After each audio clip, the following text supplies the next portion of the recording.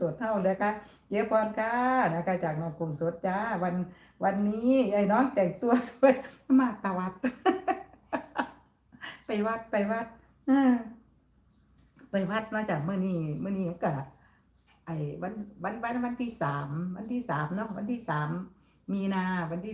าคมไอ้มือวันเพ็ญวันเพ็ญ15 ค่ำเดือน4ได้บ่เนี่ยทุกปีนี่15 ค่ำเดือน3นี่จะเป็นไอ้วันมาฆะเนาะค่ะสำหรับทุกปีนะคะแต่ว่าสำหรับปีนี้นี่วันมาฆะมันจะเดือนมาเป็นไอ้เดือน4เนาะค่ะเนาะเป็นเดือน4ทุกปีในวันมาฆะจะตรงกับไอ้วันเพ็ญ15 ค่ำเดือน 3ซึ่งกับประเพณีอีสานเขาก็จะเฮ็ดบุญข้าวจี้นะ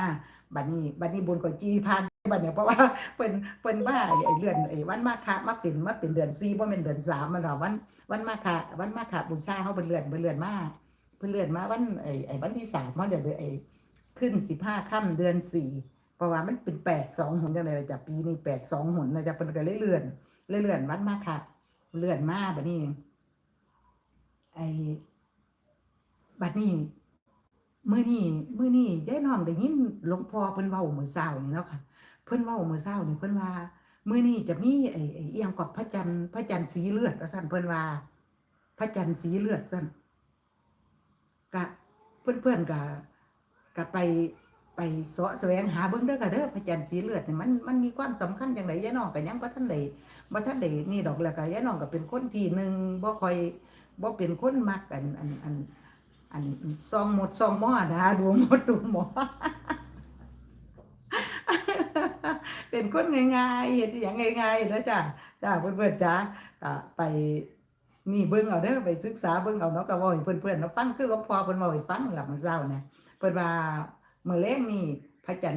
ทร์จะสว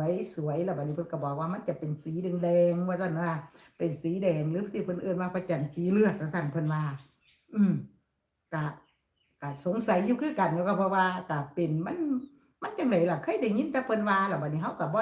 ได้สนใจที่จะเบิ่งที่จะหยังอีหยังนะจังพวกเรื่องเกี่ยวกับไอ้โหราศาสตร์อีหยังสิก็ยายน้องก็เป็นคนที่บ่มักไอ้เบิ่งมักนี่จังซั่นคือสิ่งใดมันจะเกิดยายน้องก็จะปล่อยให้เกิดไปเลยจังซี่นะสิบ่เป็นคนเป็นคนบ่ไปซ่องอีหยังจังซั่นนะจ้ะเพิ่นๆจ้ะก็ไปเบิ่งไปพิจารณาเอานะจ้ะเนาะเพื่อนๆก็เว้าสู่เพื่อนๆเฮาฟังเพราะว่าเฮาไปวัดไปว่าจังซี่ก็หลวงพ่อเพิ่นก็เว้าให้ฟังเนาะมีอันใดเพิ่นก็เว้าสู่ฟังจังไอ้ว่าแต่วันสำคัญสิหลวงพ่อเพิ่นจะเว้านะคะเพิ่นจะเว้าจังไอ้วันไอ้มื้อจังซี่เพิ่นก็จะเว้า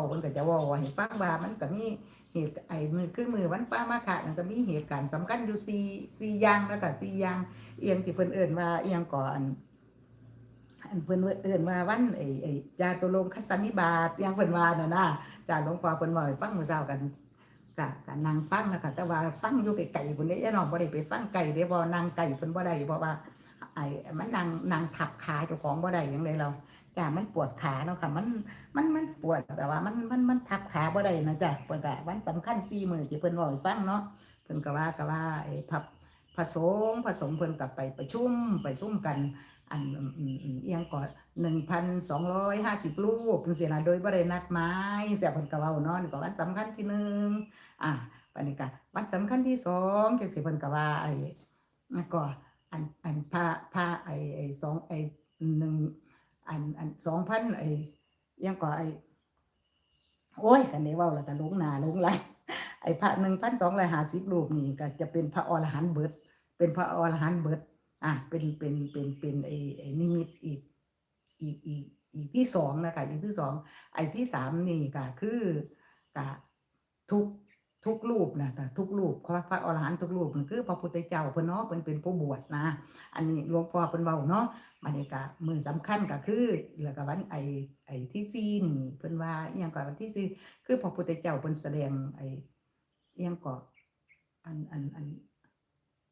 แสดงธรรมเพิ่นแสดงธรรมเนี่ยก็โอ้ยหยังก่อนเนาะโอ้ยปาติโมกข์มันแสดงธรรมปาติโมกข์เลยแต่เนาะนั่นล่ะจ้ะก็จำมาได้จังซี่ล่ะจำมาเฮาไปจังซี่ค่ะเพราะหลวงพ่อเพิ่นเว้าไปจำนะคะจำไว้เดี๋ยวขออนุญาต